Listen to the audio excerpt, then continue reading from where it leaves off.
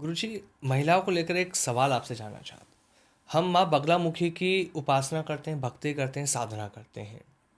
जो हमारे घर के अंदर महिला हैं, जो लेडीज़ हैं, ठीक है, उनको जब मंथली प्रॉब्लम जो होती है, जैसे होता है मासिक धर्म, जब वो आते हैं तो हम उनको एकदम अछूता देखते हैं।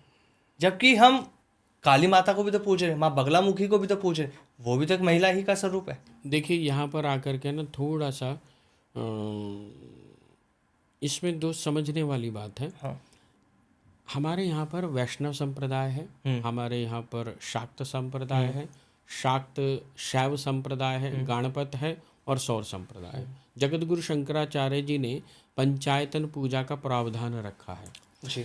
तो वैष्णव संप्रदाय में छुआछूत बहुत है।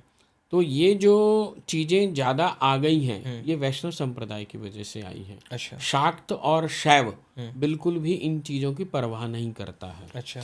जिस समय द्रौपदी को भी खींच करके बाहर लेकर के आया गया तब वह भी रजस्वला थी और वह एक ही साड़ी में थी, लेकिन वह क्या कर रही थी? वह वहाँ कर रही थी साधना। वहाँ मंत्र जाप के लिए मना नहीं करा गया है।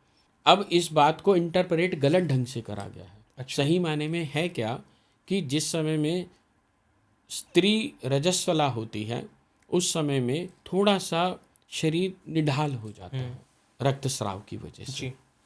अब पुराने समय में स्त्रियों को दूर 5 किलोमीटर 2 किलोमीटर दूर से जाके पानी लाना होता था, चक्की चलानी होती थी, अन्य जितने भी भारी काम होते थे उसमें अधिक रक्तस्राव होता था और शायद इस प्रकार के चीज़ें भी नहीं थी जो वो अपने आप को हाइजीन कर सके। जी। द्रौपदी को जिस समय में चीरहरण के लिए दुशासन खींच करके लेकर के गया तो वह उस समय में जाप में थी। ऐसा नहीं था कि उन्होंने वो जाप नहीं कर सकती थी या जाप नहीं कर रही थी। जैसे पुराने समय में क्या होता था कि स्त्रियां जो थी कुएं से पानी भर करके लाती थी, चक्की चलाती थी, अन्य सारे भारी काम होते थे जिस समय रक्तस्राव अधिक होता था और उस समय में हाइजीनिक व्यवस्थाएं भी इस तरह की नहीं थी जो आज उपलब्ध है। दूसरी बात यह है, अगर इसको ऐसे भी देखा जाए कि जब द्रौपदी ने चित्कार करा, उन्होंने आवाज़ लगाई भगवान श्री कृष्ण से, तो भगवान श्री कृष्ण ने ये नहीं कहा कि तू तो रजस्वला, मैं तुझे हाथ कैसे लगा सकता हूँ, मैं तो तेरी हेल्प ही नहीं कर सकता। तो ऐसा तो नहीं कहा।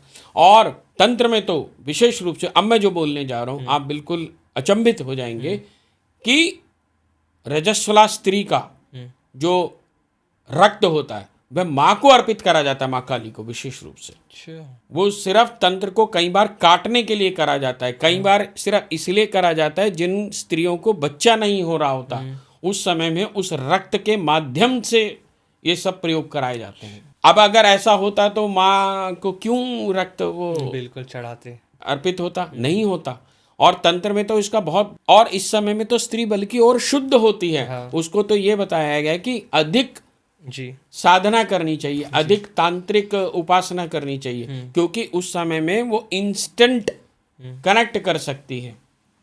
ये तो मिसकंसेप्शन है, बहुत ज़्यादा ये सिर्फ मिसकंसेप्शन। लोगों ने अपने मन के शाक्त अंदर बना और शैव, जैसा कि मैंने बताया कि 5 संप्रदाय में से विशेष रूप से शाक्त और शैव इसको बिल्कुल भी नहीं मानता है। और जैसे जैसे आपकी साधनाएं गहरी हो जाती हैं, जी। आप जब शाक्त हो जाते हैं, पूर्ण रूपेण शाक्त हो जाते हैं, तो आपका नाम भी बदल जाता है। तो आपके ऊपर किसी भी शौच कर्म का कोई प्रभाव नहीं पड़ता। आपके घर में किसी भी प्रकार की कोई मृत्यु हो जाए, कोई घर में बच्चा पैदा हो जाए या इस तरह की ऋतुस्राव वाली बात हो, तो वो इससे बिल्कुल अलग रहता है, उससे समस्या ही नहीं है। गुरुजी, महिलाओं पर भी सबसे पहले तंत्र हो जाता है ना, वशीकरण की हम बात करते तो सबसे पहले अटैक जो महिला ही हो जाती है। उसका सिर्फ एक ही रीज़न है, उसका एक बहुत बड़ा रीज़न है, क्योंकि महिलाएं खुद ये सोचती हैं कि हम अशुद्ध हैं। अच्छा। और उस सोच की वजह से वो पूजा बंद कर देती हैं। हाँ। तो जब आप पीछे से खंबे से कोई करंट आने ही नहीं दे रहे हैं, तो कनेक्शन आप डिस्कनेक्ट कर दे रहे हैं, तो फिर कैसे काम चलेगा? आप सारे काम वही सब करते हैं, वो बाकी आप खाना भोजन वैसे ही करते हैं, कहीं घूमने जा रहे हैं, सब कुछ कर रहे हैं, लेकिन जाप क्यों बंद कर देते हैं? मैं तो विशेष रूप से सबको यही बोलता हूँ कि बेटा हाँ ठीक है, आप जो है अपनी व्यवस्था बना लो, तरीके से बैठ जाओ, हद से इतना कर लो, अगर आपके मन में ऐसे कुछ है तो माई को या पूजा के स्थल को जो है छुओ मत, लेकिन आप अपने जाप को मत छोड़ो। मतलब अगर कोई लंबे समय से जाप करता आ रहा है, गुरुजी मैं इसको ऐसे समझना चाहूंगा, और हम जैसे किसी का हम बताते हैं कि जी 40 दिन को आपका हाँ जाप करना पड़ेगा, जी, तो जब 40 दिन का जाप करना है तो उस 40 दिन के अंदर तो एक ना एक बार ये तो हो ही समय जाएगा, आएगा, हाँ आएगा। तो जी, उसको आप इससे बाधित मत होइए, इसके दिमाग में मत बिठाइए, और खाली जो है आप अपना कोना पकड़ो और जाप करते रहो। अच्छा, बल्कि आप तो इसका और बहाना बना लो कि भैया ऐसा है, घर वालों अब मैं कोई काम नहीं करूंगी, मैं सारा दिन जाप करूंगी। अब जैसे गुप्त नवरात्र शुरू होंगे, अगर किसी महिला के साथ ऐसा होता है तो वो बिल्कुल जाप कर सकती है, सकती है, अपनी बिल्कुल कर साधना सकती सकती है। है। लेकिन ये फिर मैं बार बार बोल हाँ रहा हूँ, वो शाक्त में पहले एंटर कर जाएं। जी, अब पहले से ही मन में है कि हमने तो कन्हैया को हाथ लगा दिया तो ये हो जाएगा। हाँ ये जो वैष्णव संप्रदाय है, जी, यहाँ छुआछूत बहुत ज्यादा है। हम्म, जो ऐसे मस्तिष्क से, ऐसे दिमाग से काम कर रहा है वो ना करे। जी, हाँ, जो सोचता है कि ये मेरी माँ है बस, और जो दोष और इन सब चीज़ों से ऊपर उठ करके माँ और पुत्री का भाव रखे हुए है, तो माँ उसको अवश्य प्राप्त होती है।